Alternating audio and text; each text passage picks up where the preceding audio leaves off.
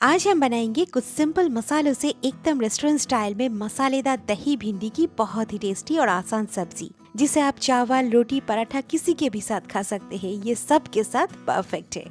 Hello friends, welcome to Sreetama's kitchen. तो चलिए शुरू करते हैं ये बहुत ही टेस्टी मसालेदार दही भिंडी की सब्जी। अगर ये रेसिपी आपको पसंद आए, वीडियो के नीचे लाइक के बटन में क्लिक करना बिल्कुल ना भूलें और मेरे चैनल को सब्सक्राइब जरूर करें। मसालेदार दही भिंडी बनाने के लिए यहाँ मैंने 500 ग्राम भिंडी लिए हैं। भिंडी को अच्छे से धो के सुखा लिया है। आप इसे सूखे कपड़े से पोंछ सकते हैं ताकि इसमें पानी नहीं रहे। अब हम इसे काटते हैं। तो इस तरीके से भिंडी के दोनों एंड्स को कट करेंगे और उसको दो भाग में डिवाइड करेंगे। फिर बीच से चीरा लगा देंगे। ये देखिए, अगर भिंडी की साइज़ बड़ी है तो आप इसको 3 टुकड़ों में भी काट सकते हैं। भिंडी हमेशा फ्रेश इस्तेमाल करें और बहुत ज़्यादा पके हुए भिंडी ना लें। तो इस तरीके से बाकी सारी भिंडियों को काट के तैयार कर लेंगे, पर आप अपने पसंद अनुसार भिंडी काट सकते हैं। तो ये भिंडी काट कर मैंने तैयार कर लिया है। आप गैस ऑन करके एक कढ़ाई चढ़ा के इसको थोड़ा सा हीट करके इसमें 3 टेबलस्पून सरसों का तेल डाल देंगे। भिंडी को हम शैलो फ्राई करेंगे। तो सरसों के तेल में भिंडी सबसे बढ़िया बनती है, पर आप कोई भी कुकिंग ऑयल ले सकते हैं। जैसे ही तेल अच्छे से गर्म हो जाएगा, इसमें भिंडी को डाल देंगे। इसे थोड़ा सा फ्राई करने से भिंडी स्टिकी नहीं होगी और फिर इसे हमें 5 से 6 मिनट तक फ्राई कर लेना है। इसे बहुत ज़ोर ज़ोर से मिक्स ना करें। तो मीडियम टू हाई फ्लेम पर भिंडी को हल्का सा चलाते हुए फ्राई करना है।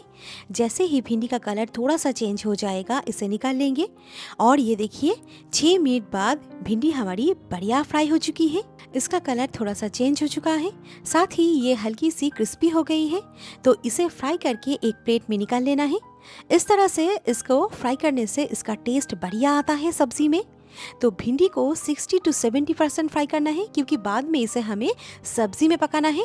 तो इसे साइड में रख देंगे। भिंडी मसाला बनाने के लिए यहाँ एक बोल में 2 से 3 टेबलस्पून दही लेंगे। ये होममेड खट्टी दही है। इसमें आप खट्टी दही का इस्तेमाल करें बढ़िया रिजल्ट के लिए। फिर इसमें सिंपल कुछ मसाले डाल देंगे। आधी छोटी चम्मच हल्दी पाउडर, 1 छोटा चम्मच धनिया पाउडर, आधी छोटी चम्मच जीरा पाउडर डाल देंगे। उसी के साथ 1 छोटा चम्मच कश्मीरी लाल मिर्च पाउडर, आधी छोटी चम्मच हम इसमें डाल देंगे अमचूर का पाउडर चटपटा टेस्ट के लिए, और फिर इसमें डाल देंगे आधी छोटी चम्मच गरम मसाला पाउडर। तो इन सब को अच्छे तरीके से मिक्स कर लेना है। और ये देखिए, ये हमारा बढ़िया सा मसाला पेस्ट बन के तैयार है, आप देख सकते हैं।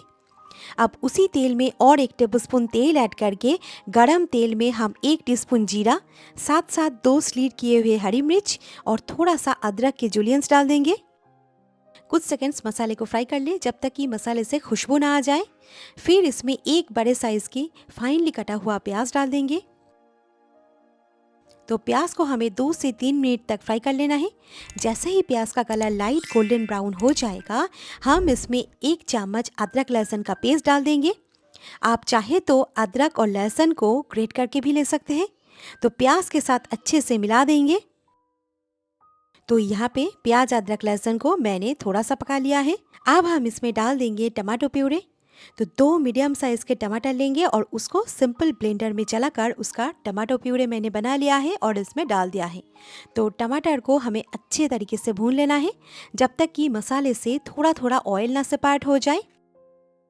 तो 3-4 मिनट बाद आप देख सकते हैं मसाले से थोड़ा थोड़ा करके ऑयल सेपरेट हो गया है।